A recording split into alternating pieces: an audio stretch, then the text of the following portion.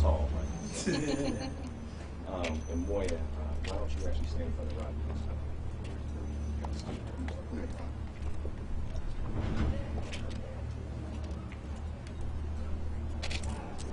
It's not getting equal for this.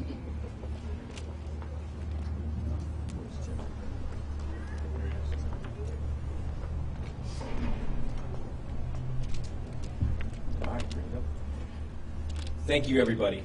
Appreciate you all coming out here today. My name is James Bryant, and I'm with the Cochran Firm, California. I have co-counsel Reginald Reeves from the Esquire Litigation Group, and I have Rodney Diggs from Ivy McNeil, Wyatt, Diggs, and Purcell. Also here today are the two most important people that we're going to be talking about. We have Mr. Corey Marino, Moya Dixon, and the two most important little ones. We've got Kylan and Kayon. I want to first thank the Friendship Missionary Baptist Church today for allowing us to be here. The Reverend Timothy May, much appreciated. And we also have the NAACP local chapter president, Vic Durant. Or Ben Durant. Thank you. Thank you. On February 3rd, 2020, at approximately 4:45 a.m., Mr. Marino and his two boys, ages 1 and 3, were peacefully sleeping in their home. Suddenly, they heard a boom at the door. It was an unfamiliar boom, a frightening boom. And Corey did what every father in America would do. He grabbed his firearm and he raced to the hallway. And why did he grab his firearm? He grabbed his firearm to protect his little boys from whoever was attempting to invade his home. As Corey made it into the living room, a boom hits the door, and it just completely busts open. And at that moment, in the pitch black, at 4:45 a.m., Corey had to make a decision. Do I let whomever is trying to intrude in my house survive and potentially harm my babies? Or do I fire my gun to make sure whoever is trying to get in there understands that if you take one more step, your life is going to end? And that is what a father does. That is what a father does when he protects his two baby boys. Seconds later, Mr. Marino hears police. He's surprised. He immediately places his gun down, walks out and apologizes. And mind you all, it isn't even 5 o'clock in the morning yet. He apologizes, puts his hands up, and while he's doing this, while he's beginning to kneel on the ground, little Kayon comes out following, seeing what's happening, wondering why Daddy is now laying on the ground and currently handcuffed. At that moment, this man's freedom would be placed in jeopardy forever. They arrested Mr. Marino, who again was all by himself that evening, or that very early morning. And that is when the story continues to take another, more disgusting twist. Pensacola Police Department take custody of the two babies. And at some point in time, Moya Dixon gets a call from family saying, Corey's been arrested. They have your babies in custody. And as any mother would do, who was visiting family at the time, she raced to her home to find out what is going on. And as she continued to race to get to this particular destination, she gets another call. Something happened to Kylan. He's hurt. He's hurt bad. His face is bloodied, and we don't know what happened. A distraught Moya Dixon is now trying to figure out in her head what on earth just happened. She arrives at the scene. She looks at her babies, and she says, "Where is my child?" Not because she didn't recognize that Kylan was there. It was because she couldn't recognize his face. And if we look at this picture right here, this is when Kylan was cleaned up. But that's not what he looked like at the scene. When Ms. Dixon goes to the officers and they say, "Officer, what happened?" They say, "Well, he had a little bump, scratch. He's okay. We had the EMS come and we had him leave."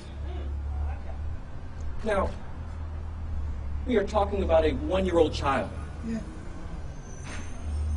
who we later learned, while sitting in the vehicle with his brother and an officer, when the officer opened that door, guess what he did? He dropped Kylan on his head, smashed on the concrete. He's a 1-year-old baby. Anytime a baby has a head injury of any sort, you always want to be concerned.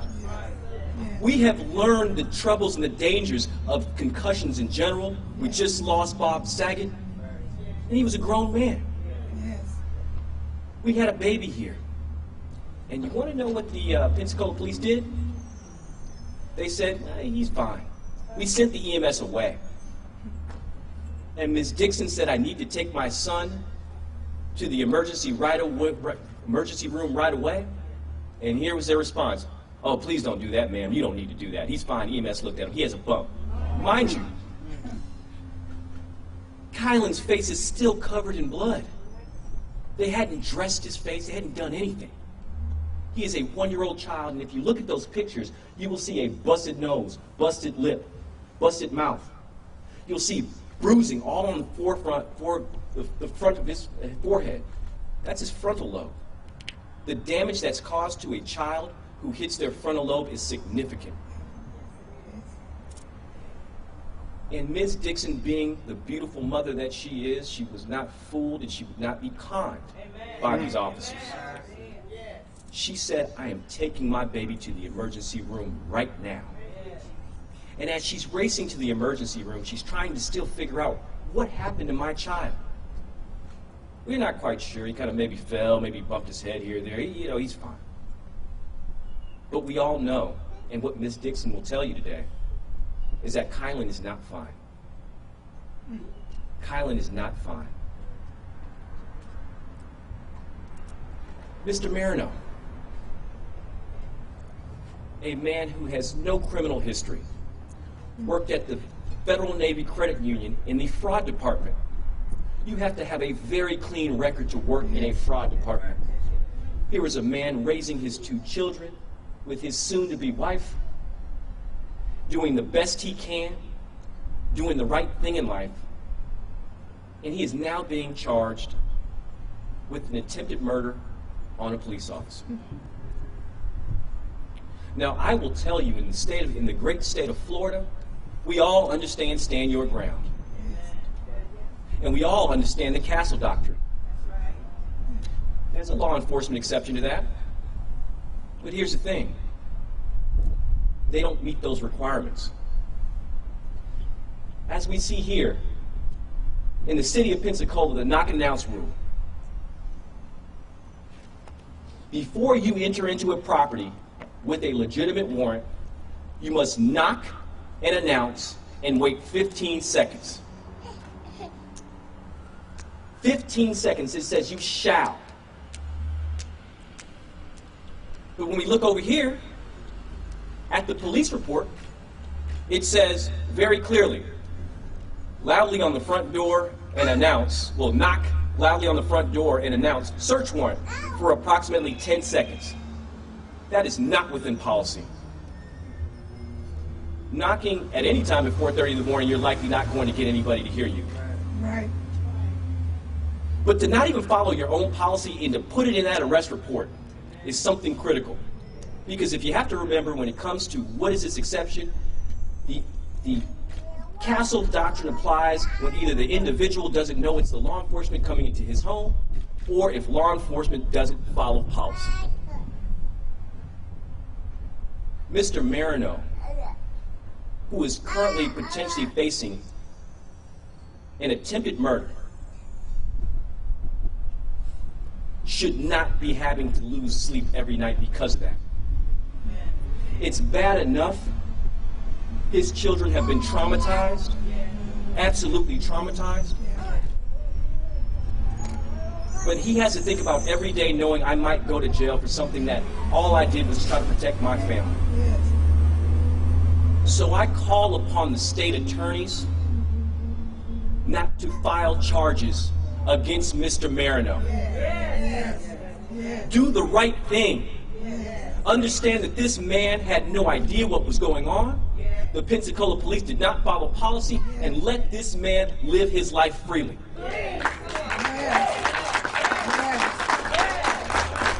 And I can assure you, me and my colleagues will get justice for Kyla. We'll get justice for Kayon, and we'll get justice for Corey and the Marino family.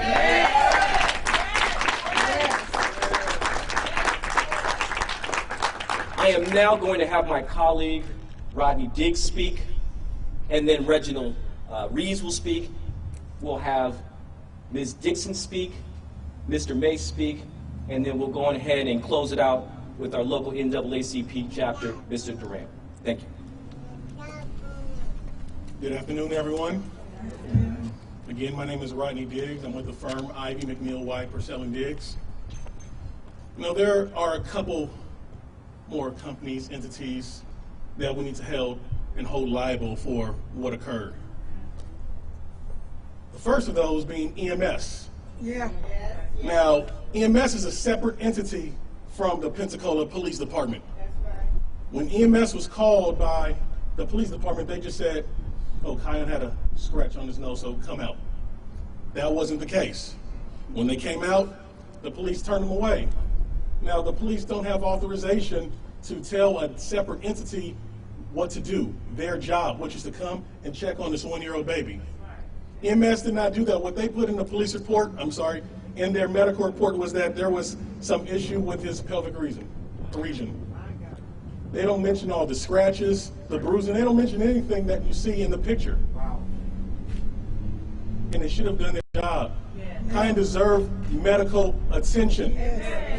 Because he's so young, we're not going to know what the effects are, and he may feel them when he gets older. And it's going to be caused by what occurred on that night. But EMS didn't do their job. If you look at the picture, this is not just, oh, I accidentally dropped a baby. You see all the bruising around the forehead. You see under the lip, on the nose. No, the officer did something more, and we're going to find out during the course of this litigation. No one-year-old should ever go through this. No bigger brother should ever see his little brother go through so much pain and agony. No mother should come to a scene where the police are there to help you, where EMS is supposed to be there to take care of your child and do nothing, but instead she comes and sees her son bloodied in the face. And she's the one who has to wipe the blood off and clean her child's face.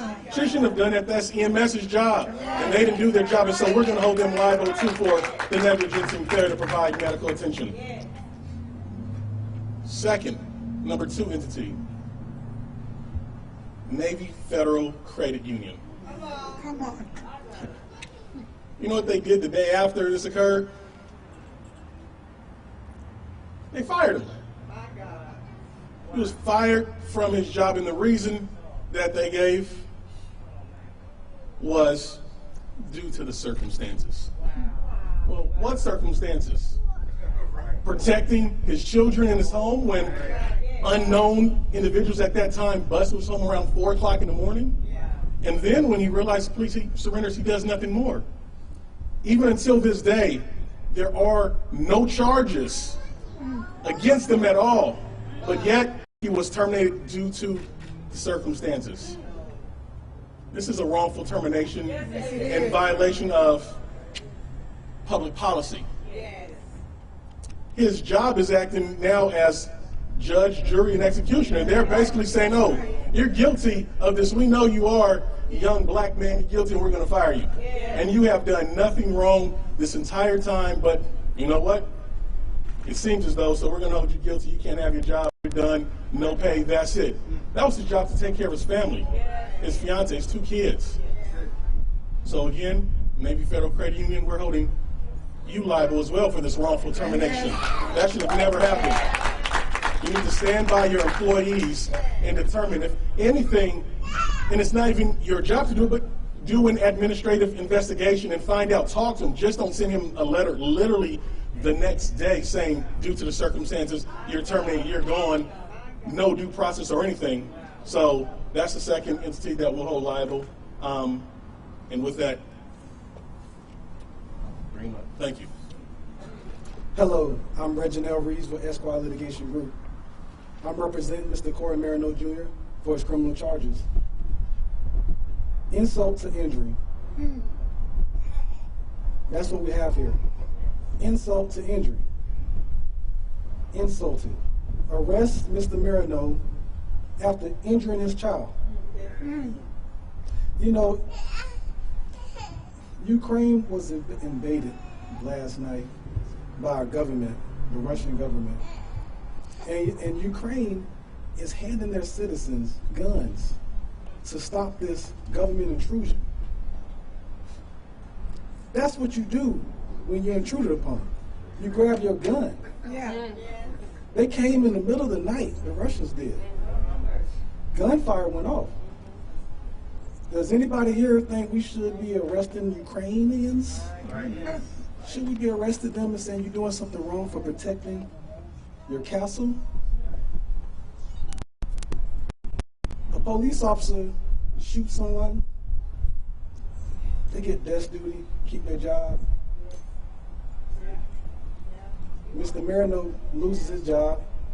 The state of Florida even suspended his gun license. Now, this is Florida. We love guns. But not when you're black. You don't get the same gun rights. You don't get the same protections.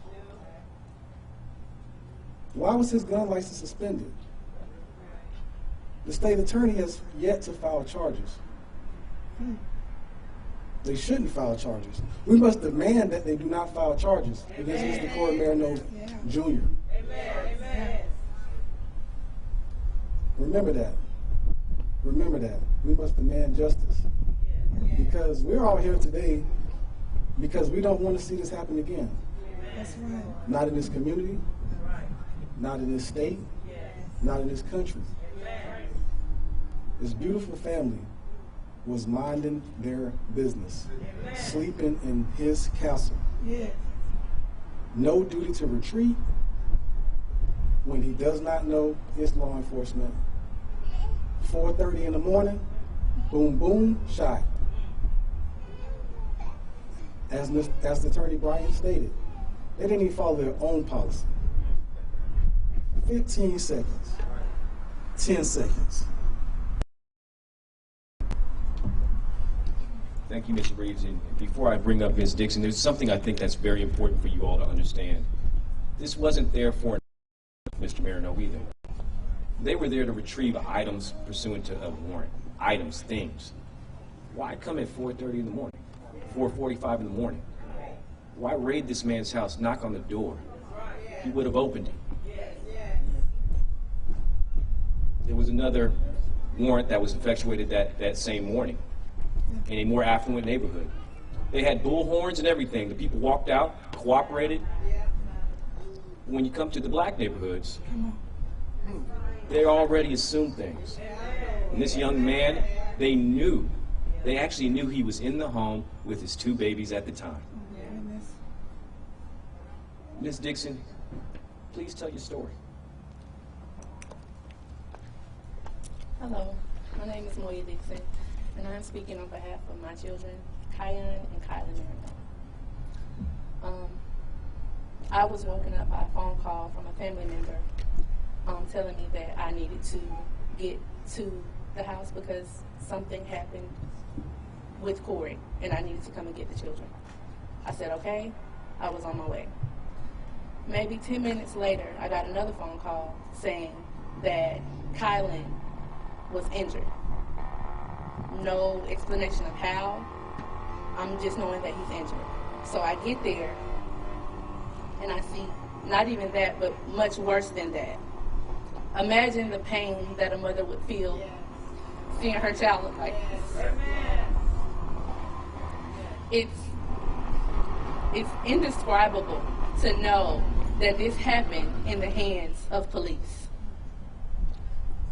not being told exactly what happened. I'm being told by 3 different officers at one time, oh, maybe he leaned on the door, someone opened the door. You know, I'm not getting a clear answer. How could you feel, how would they feel if someone did that to their child? How could you do that to a child and not seek proper medical attention? I don't understand it. No one has given me a clear answer. His brother is traumatized. He's having to tell the story over and over of what he saw. He's terrified of police. He's thinking, are they going to come get us now? Are they going to come get mommy next? Are they going to get daddy again? What about my baby brother? Is his nose still bleeding? Is he still hurt? How can you do that to someone? How could you do that to a baby? I just don't understand it. I need justice for my children. I demand justice for my children. They're having to seek counseling. A 3-year-old and a 1-year-old having to seek counseling because of something that the police did? How dare you? How dare you do this to my child and not take ownership?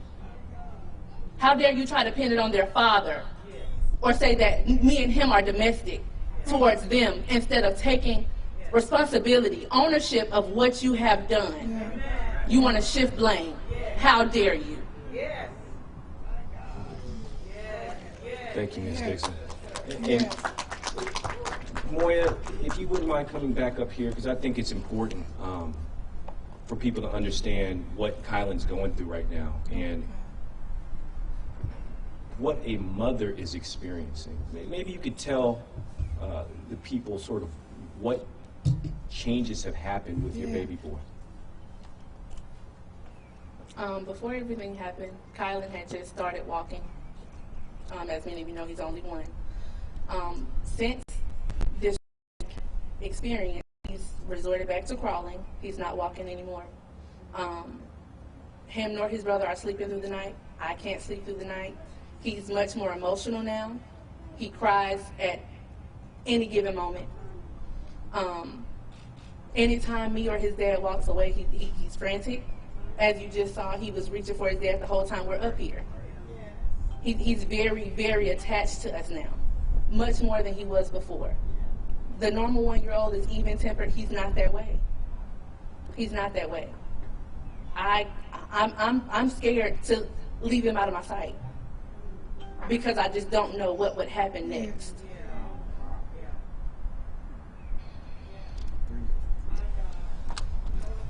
Thank you. It's important to understand this. As adults, we can express how we feel when we have a head injury. We can tell somebody if I'm dizzy, if I don't feel good, if I don't remember things. A 1-year-old expresses things very different because they can't audibly tell you. And I think it's critical for people to understand this is not over, unfortunately, for Kylan, as much as I wish it was. But I can assure you once again, those who caused this little boy the pain that he's going through, they will face the consequences. Now I'm going to bring the Reverend Lou Timothy May up to speak. Thank you. Grieves us to have this conversation over 2 individuals that I know personally through the church are good citizens that have done all the right things to live a quality of life in this country like everyone else. Corey Marino Jr., I baptized him. His children were dedicated in this church. This is a young man, this is a young lady, have no criminal record. I'm here because even as a pastor, as one who needs to stand up for those that are fighting against injustices. And many have said, why are you doing this? You're going to get yourself in trouble.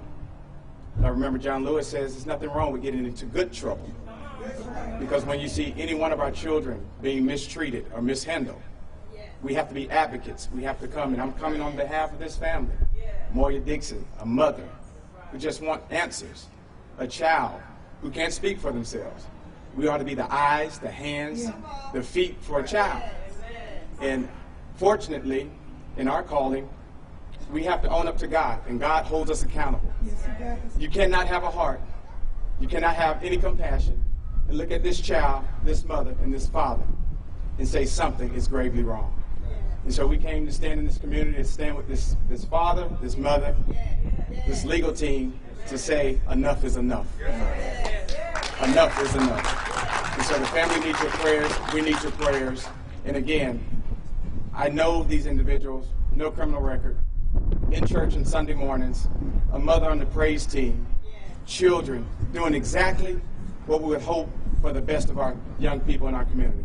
So again, PPD, all those who are listening, let's just do the right thing. Thank you. Mr. Durant?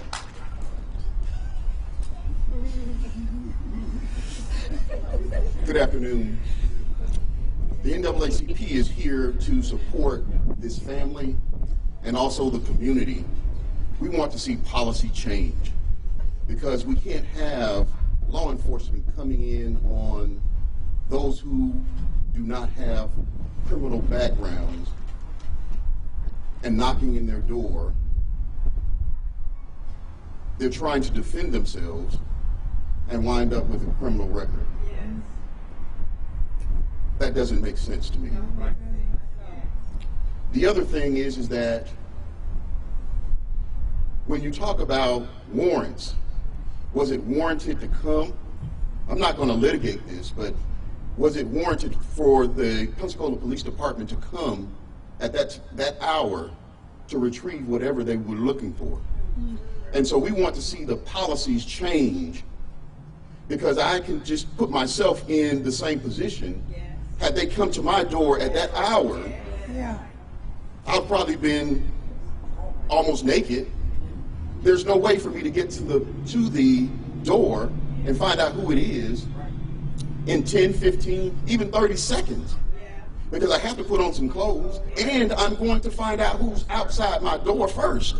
So I'm going to, so when we look at we have to look at some policy changes here. And so we want to, this is what we're going to advocate.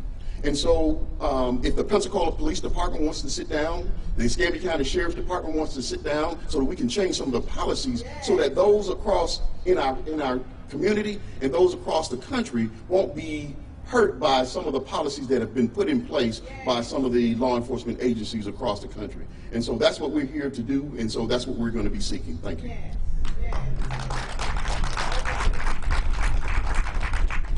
Unless anyone has any questions, we'll open it up to questions if you guys have something. Yes? For the lawyers, could you say your names and who you are representing, and if it's civil or criminal, and could that straighten out? Sure. James Bryant, and I'm represent with the Cochran firm, and I'm representing both Corey Marino on the criminal matter, as well as Kylan and Kayon for the civil matter, who will have his mother as their guardian. Rodney Diggs with Ivy McNeil White, Purcell and Diggs, representing 2 children and the mother as their guardian ad litem. Is that in a civil matter? I'm sorry, in the civil matter. Yes. Reginald Reeves, that's R-E-G-A-N-E-L, Reeves, R-E-E-V-E-S, with Esquire Litigation Group. I'm representing on the criminal and civil matter. Thank you. Yes. There is a internal investigation within the Pensacola Police Department regarding this incident. What do you hope comes from that? What I hope comes from it, first of all, whenever you have an investigation, is the truth. What happened? Once they identify that the officers or the officer dropped Kylan, determining what happened thereafter, right? What steps were taken to ensure the safety of this child, and why more steps weren't taken to actually ensure the safety of this child? Why did this child not get adequate medical care when he was in the custody of police? I want them to answer that, and I want the answer to ultimately be that they actually did something wrong. Because I can assure you, even a 1-year-old child, every person in this country has a constitutional right. And this little 1-year-old baby has a constitutional right to adequate medical attention when in the custody of the officers, and they did not provide that. And the problem is this, and this is, again, this is the Pensacola police that's opening up an investigation. At this point, we're trying to figure out why did they cancel EMS from sending him to a hospital. How could you ever cancel EMS from sending a 1-year-old child who just suffered any type of head injury to the hospital while in your custody. And then to tell the mother not to take him to the emergency room. Because let me tell you, if Kylan would have went to sleep that day and he wouldn't have woken up, who's going to be held accountable then? And what does it matter? He's gone. So his mother had the wherewithal to do what was right and take him to the emergency room to get looked at. And so at the end of the day, I want there to be punishment for those officers. If it was a mistake, that's one thing. But it's the cover-up of things that happen thereafter that drive everyone, this community, the parents, up the wall, because we cannot understand how this could have possibly happened. And really what the important thing to understand is, when I look at intent is very clear that they didn't want this child to go to the emergency room. When they discouraged this mother from actually trying to go to the emergency room, that tells me something. They didn't want people to know. Yes? Follow up. Yeah. You mentioned stand your ground is one of your defenses. What issues do you imagine running into? Do you feel that it will be difficult to make that sort of defense? I will tell you this. If you look once again where it says, Detective Skipper continued to knock loudly on the front door and announce search warrant for approximately 10 seconds. In order for a law enforcement agency to have an exception to a stand your ground / castle doctrine, they have to follow policy, right? In their own arrest report, they don't follow that policy, which says 15 seconds shall. Shall means you must. And there are very few exceptions. There's a handful of exceptions. Exigent circumstances that allow you to do certain things, to enter without following policy. That would be the idea that potentially there's some evidence being destroyed. They had no reason to believe that. The idea that the individual was trying to flee. They're not going after any individuals. There was no arrest warrant. The idea that somebody was being harmed in the home. Not a chance. He was asleep with his 2 babies. So there was absolutely no reason. So I am confident, and I am hoping that when the reviewing state attorney sees this and they see the evidence, they say, why are we doing this? And given the fact that this was 4 o'clock, 4:45 in the morning, you have to take that in consideration. Things aren't always so black and white. But why persecute this individual when we all know what happened? He was just trying to protect his children. And it's his actions after, by placing the gun on the ground, walking outside and apologizing, which really shows sort of what was happening at that time. Yes?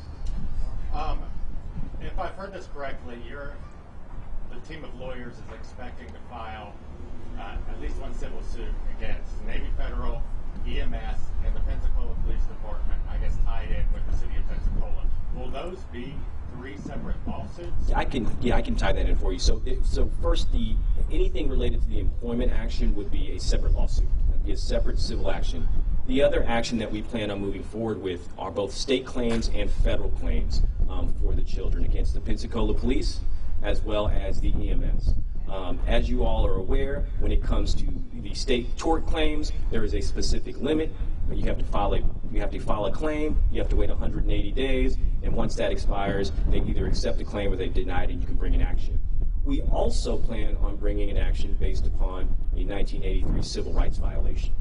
And that is a violation against Kylan where they failed to render adequate medical attention. That is a clear civil rights violation, and they did not do it while he was in their custody. So the likelihood is this will be filed in federal court, but we'll have to wait for the procedures to finalize in order to move forward with a state claim. Thank you. Before this got started, we were told that one of the lawyers was on a video call with one of the judges. Could you tell us anything about that and which one? I was on a separate hearing. Oh, okay. Yeah. Yeah. Nowadays with technology, you can appear telephonically or by video with different hearings. What's the next step for you guys and the family? So next step is to file our claim for the civil side for the children. We have a claim for Kion, who's going to deal with the emotional distress that he suffered having seen his brother injured. And then we'd love to talk to the state attorney and figure out what their real intentions are, and hopefully we can convince them that this is not a case that they want to file charges at this time. Yes. And it's come to our understanding that Pensacola Police Chief Eric Randall met with the family. Can you go go into what that exchange? Mr. May is the one who actually could probably speak a little bit more on that. I wasn't there. You want to talk about that? Sure. Chief Rando met with the mother to extend apologies, and that conversation was between the mother and Chief Rando, so I can't speak for the mother, and I can't speak for Chief Rando, but I do know that they met and had a conversation several weeks ago. What do you make of that? I make of that as a chief that has compassion, that has understanding that something was wrong in my department. Yeah. And if no one else stands out to let this family know that there was something wrong, this chief did that. And so the chief can be commended, at least on that effort, but the rest remains to be seen, the actual perpetrators of what happened to this child and to this family. And if I could ask the mother, is that apology enough?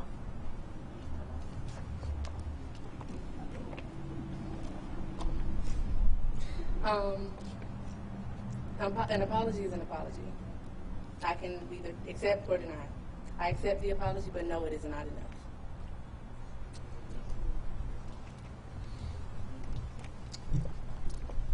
Any further questions? Well, I thank you all for coming out.